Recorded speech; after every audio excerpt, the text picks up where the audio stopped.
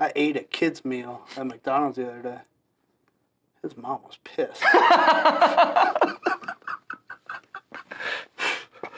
See how I laugh at your jokes, but you never laugh at mine. Mine are better. God. You ready? Let's go.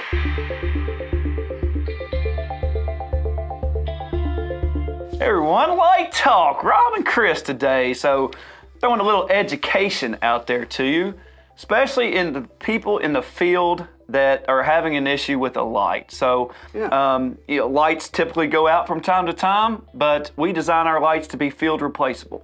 Absolutely. So we have a 10-watt light here, but really they're all the same. So 3-watt, 10-watt, 14-watt in brass or aluminum. This all works the same way, whichever you do. So really you're gonna need two things. You're gonna need a Phillips head screwdriver and you're gonna need a pair of needle nose. And then you can switch out the module. So this is in the case where we send you a new module, something happened to the module inside, and we're replacing the module. So it's actually, doing it this way is easier than replacing the light because you don't have to redo the connection, you don't have to pull up the wire out of the ground, you don't have to rebury the wire. So if anything happens to the module, then this is what you're gonna do. Now, as I'm doing this, we're gonna go over a couple things. So if you think a module is bad, the first thing you wanna do is, if it's not doing anything, you wanna turn off the transformer, turn it back on, and if the light doesn't come on, it's most likely not a bad module. So it's most likely the light's not getting power. So I'm pulling off the seal, I'm gonna drop the lens out, and now what you're gonna see is you're gonna see 6 screws on the 4 and 5 inch, and you'll see 4 screws on the 3 inch. So we're just gonna undo those. Definitely recommend a magnetized tip on the screwdriver. That certainly helps, yeah. The other thing that we do if you don't have that is you can use our smart key and put it right on the side of the screwdriver, and that usually works as well. So that's a little engineering trick, huh? A little handy, comes in handy sometimes.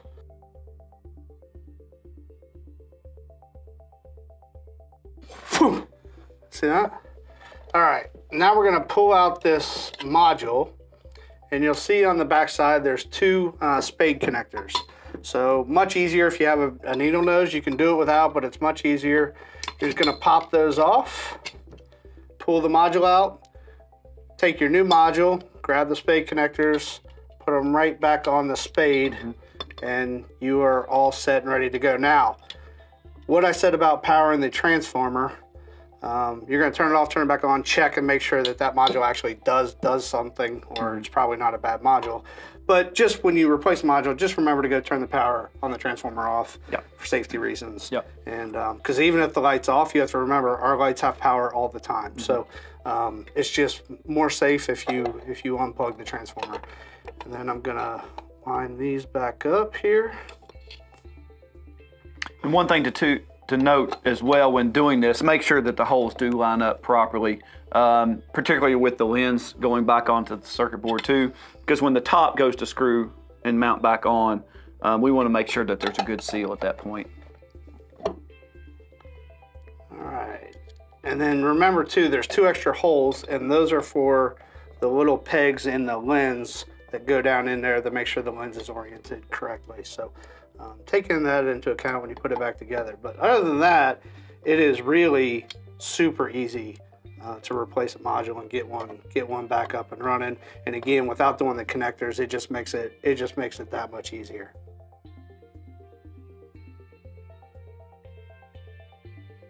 All right, so the board is all back in, and again, on the lens, you're gonna have 3 legs. 2 of them are gonna have extra pegs on them. And so those pegs are gonna go right down in the holes of the module that you put in. So it drops right down in there. It will not twist, it's all set in there.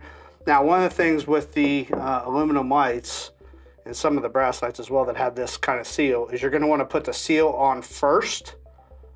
And the seal just goes right over that lip there, nestles down on there.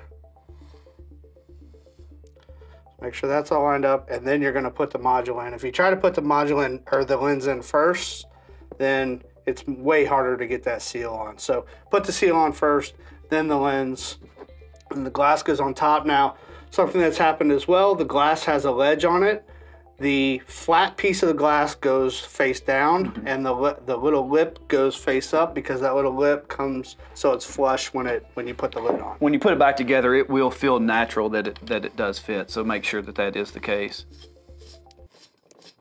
Boy, that felt natural. Yeah, that's right. That's good. That's fine work. You've done this before. I have a few times.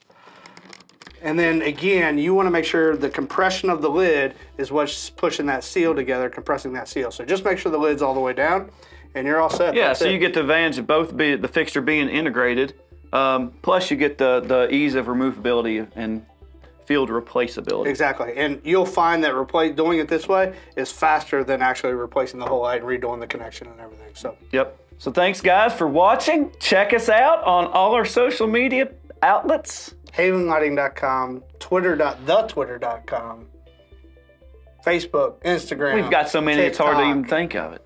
We do. Yep. We're there. We're everywhere. Thank you all. Thanks for watching. One take. Every time. You know, the police confirmed that the man that fell from the nightclub roof was not a bouncer.